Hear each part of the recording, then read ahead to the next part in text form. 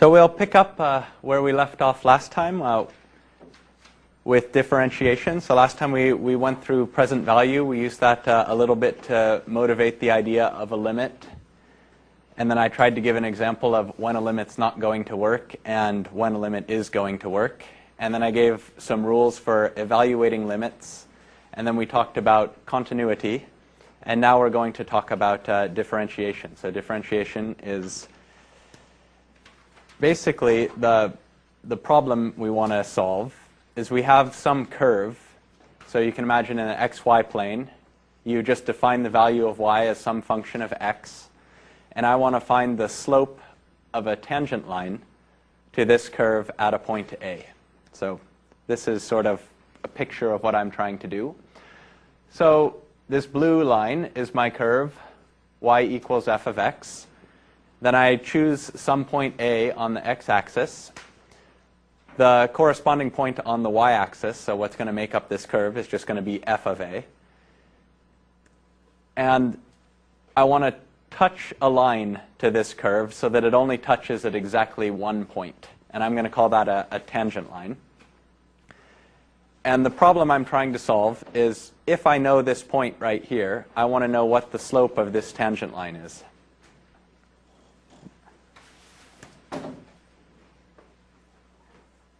And so just to make this idea of a tangent line a little bit more rigorous, I want to say that there's a neighborhood of width delta. So it's delta to either side of this point A.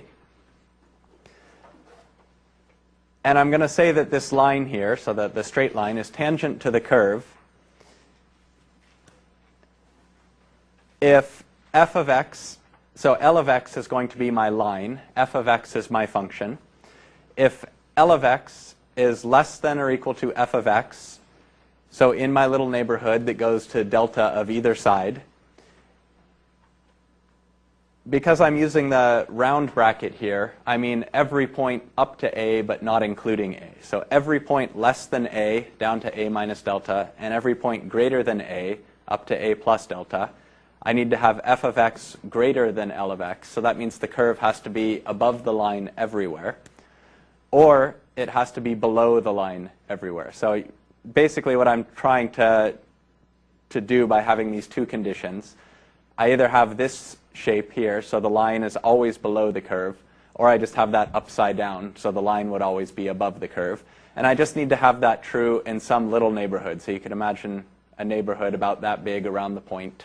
And I'm going to say then that this line is tangent to the curve at that point, as long as f of A is equal to L of A. So the function and the line have to have the same value at A. So it touches at just one point, but any little bit to either side of that point, the line is either always greater than the curve or always less than the curve. So that'll be a tangent line.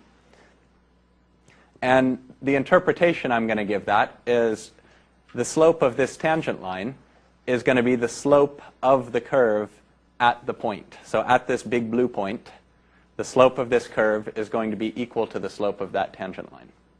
So that's the problem I'm going to be trying to solve by differentiation. And so the way I'm going to approach that is I'm going to try and approximate it. So the normal definition of slope is rise over run. So you go forward a certain amount, you go up a certain amount, and if I go up more, it's steeper. If I go up less, it's less steep. But that's the concept I have of slope. And so if I tried to just do this approximation but using only one point, it's not going to work. So I have to pick two different points, and there has to be some non-zero distance between them in the x direction. And so I'm going to call that the run. And then I just evaluate the function at the 2 points. So I have f of x and f of x plus h. And that's going to give me the difference in height. And so that becomes the rise. And so in this picture, because these points are reasonably far apart, I don't get a particularly good estimate of what I'm after. So this line, it clearly looks like it's steeper than the curve at the point x, where I'm trying to estimate the slope. So it's a lot steeper than, oops, if I go back one slide, it's a lot steeper than this line that I'm trying to find.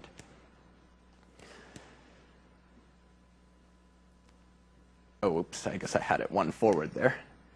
But the idea is now once I've set this up, so I have an estimate of the slope. So rise over run, so it's f of x plus h minus f of x. So that's just this distance here, the rise. And then the run is just going to be h, so it's x plus h minus x. And I'm just going to try and improve my estimate by letting this point here, so the one on the right, because I'm adding h, I'm going to let that point slide along the curve towards x. And hopefully, as I get closer to x, so as h is getting smaller, the slope of this line here is getting closer and closer to the slope of the line on the right, until finally, in the limit, hopefully the slope of my approximation is going to be the same as the slope of the tangent line that I'm trying to get. And so that's actually how we're going to define the derivative. So the derivative, or we'll say a function f is differentiable at a point x, so it's this point x here, if the limit of my rise over run approximation exists. So I'm just looking at the rise divided by the run, taking the limit as the sort of bottom side of that triangle goes to 0. If that exists, then I'm going to say the derivative exists. So the function is differentiable at this point x. And I'm going to call that f prime of x. So f prime of x is my notation for the derivative of f of x. And then just like for continuity, we're going to say a function f of x is differentiable on an open interval ab if it is differentiable at every point in ab. And so for a lot of functions, it's just going to work on the entire real line. If it's if it's differentiable at all, it's differentiable at every real number. But you do have to be a little bit careful. So open here means that the interval doesn't include the endpoints. And so that's why I've used the parentheses here rather than square brackets. And the only reason we have to do this is imagine if I wanted to compute the derivative at b. So where I'm going to run into a problem is in order to compute a derivative at b, I'd have a b here, and I have to add a little bit of h to that b. And if I can actually use the very last point in the interval, then if I add h to that, I'm going to be outside of my interval. So I have to just chop off the last point, and surprisingly, that actually always works. So I can always find enough points to make this limit exist.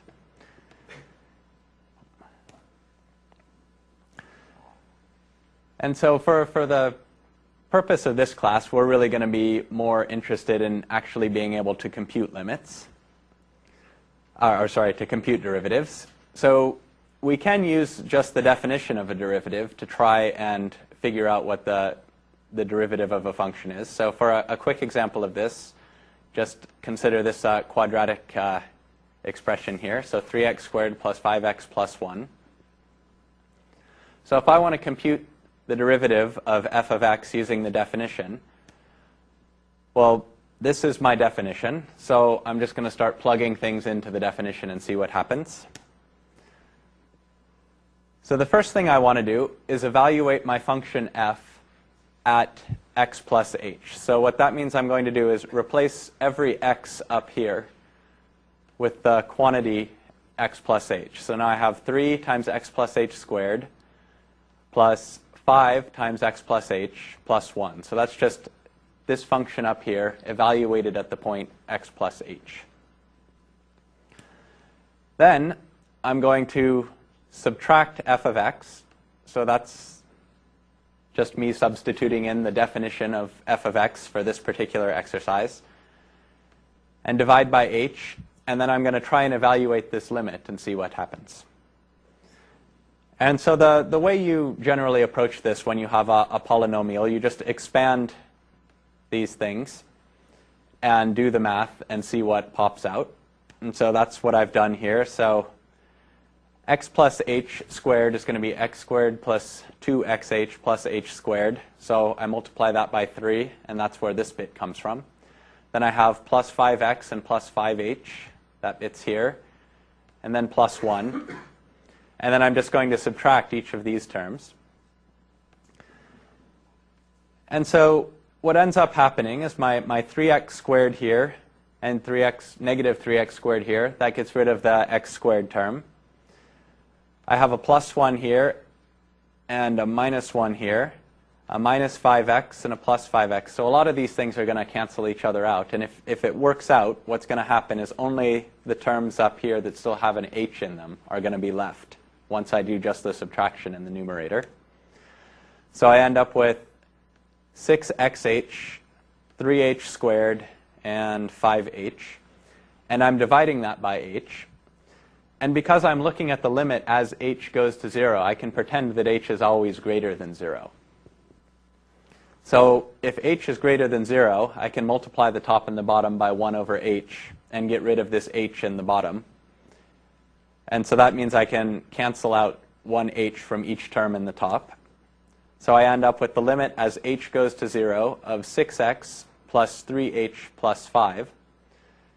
And now this is a continuous function.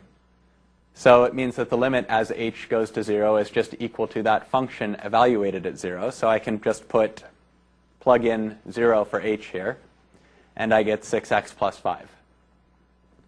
And so this is telling me that the slope of this curve at a point x is equal to 6x plus 5. Okay. And really what we're going to do with the derivative, so sort of like continuity or sort of like limits, working with the definition is not very much fun. So what we want to do is use the definition to prove some rules that are going to make computing derivatives easier. So all of these rules can be proved, and if you took a more rigorous math class, that's sort of what they would do. We're going to be moving a bit faster, so I'm just going to say the rules. If you look in the textbook, there will be proofs of some of these, or if you look in the first-year calculus book, in particular, Stewart has all the proofs for these things. So the derivative of a constant is 0. So if you ever see a constant, that's something you're pretty happy to take the derivative of. It's hardly any work at all. Second property is linearity. So linearity means that if I have two functions, so f of x and g of x, and really what you're going to do is you're generally going to be given one function, and you're going to look at that and say, well, that one function is really made up of two functions, two simpler functions. How am I going to take the derivative of that? And so if I have f of x and g of x differentiable functions, and if a and b are real valued constants, then I'm going to define L of x is a linear combination of f of x and g of x if I just say a times f of x plus b times g of x. And the derivative of L of x, so for linear combinations of differentiable functions, the derivative of a sum is just the sum of the derivatives. So the derivative of this is the sum of the derivative of the first term, and the derivative of the second term. And also, note what happens to the constant. So if I have a times f of x, then the derivative is just a times f prime of x. So if I make the function twice as big, then the derivative, at every point, it's sort of going to be twice as steep. So really what's happening when you multiply something by a, say a is 2, that just stretches your function so that it's twice as tall as it used to be. And when you do that, what you're going to end up doing is just making the derivative twice as steep as it used to be. And then the final rule is called the power rule. So, final rule for this section. There will be more rules. So let n be a real valued constant. Then the derivative of x to the n. So, for instance, this could be x squared, x cubed, something like that, or any real value. So x to the 2.5. The derivative of that function is n times x to the n minus 1.